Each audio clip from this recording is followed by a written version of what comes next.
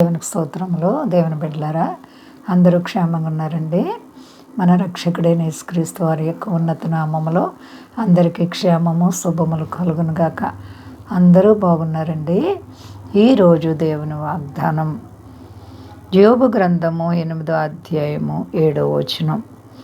నీ స్థితి మొదట కొద్దిగా నుండినను తుదను నీవు మహాభివృద్ధి పొందుదువు. దేవునికి స్తోత్రం. హల్లెలూయా. మన స్థితిగతులను ఎరిగిన దేవుడు. ఒకప్పుడు మన స్థితి కొద్దిగా ఉంది, చాలా దీనస్థితులు. అయితే దేవుడు తుదకు అది మహాసమృద్ధి.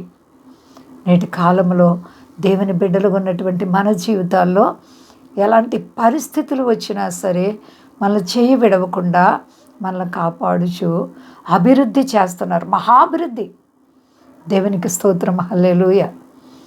మరి నీవింకా శ్రమల గుండా ఉన్నావేమో, ఇబ్బందుల్లో, ఇరుకుల్లో, శోధనలో ఉన్నావేమో. దేవుని పిల్లలకి శ్రమలు రావని దేవుడు చెప్పలేదు.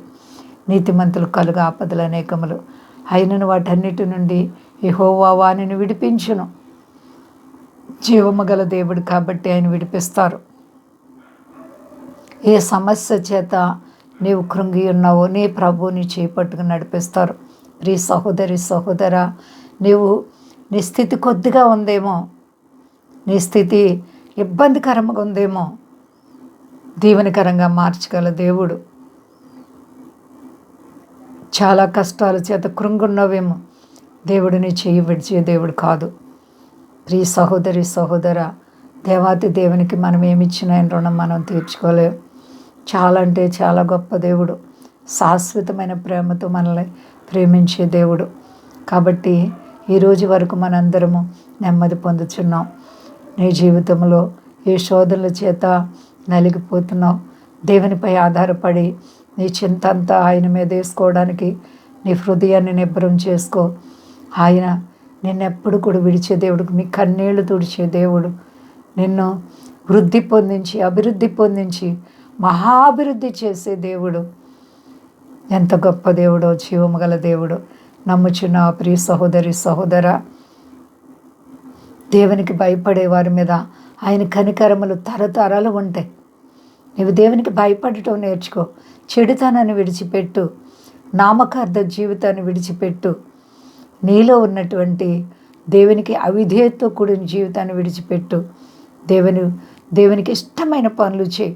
దేవుడు నిన్ను చూసి భలా నమ్మకమైన నా కుమారి, భలా నమ్మకమైన నా కుమారుడా అనిపించుకునే యోగ్యత నీవు కలిగి ఉండు. దేవుడు నీకు తుదకు మహాభివృద్ధి చేసి నిన్ను ఘనత పొందించే దేవుడు. కాబట్టి ప్రియ సహోదరి సహోదరా, దేవాతి దేవుని వైపు చూడు, భయపడకు. ప్రార్థించుకుందాం.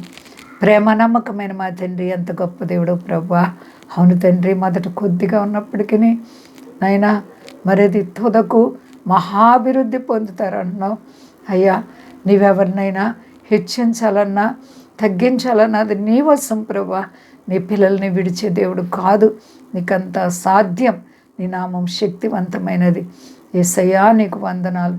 గొప్ప దేవా నీకు స్తోత్రాలు. మా దేశాన్ని, దేశ నాయకులను కాపాడండి. మా దేశ ప్రజలందరినీ రక్షించండి. సర్వ ప్రపంచాన్ని చల్లగా కాపాడండి. మీ దాసులను కాపాడండి. సర్వశక్తిమంతుడా, బలవంతుడా, నీపై ఆధారపడిన వారిని సిగ్గుపడనివ్వని దేవా, నిన్ను ఘనపరుస్తున్నాను ప్రభా. నీ కార్యాలు కంటికి కనబడవు, చెవికి వినబడవు, హృదయానికి గోచరం కాదు. ఏ విధంగా ఊహించుకున్నా నిన్ను ఏ విధంగానూ కూడా మేము నిన్ను ఘనపరచుటకు, మహిమపరచుటకు నిజంగా మేము ఒకప్పుడు అర్హులము కాదు ప్రభా. ఈ దినమైతే నీవు మమ్మల్ని నీ బిడ్డలుగా అంగీకరించిన ఆయన మమ్మల్ని మా తండ్రి మీ చేతుల్లోకి తీసుకున్నందుకే స్తోత్రాలు.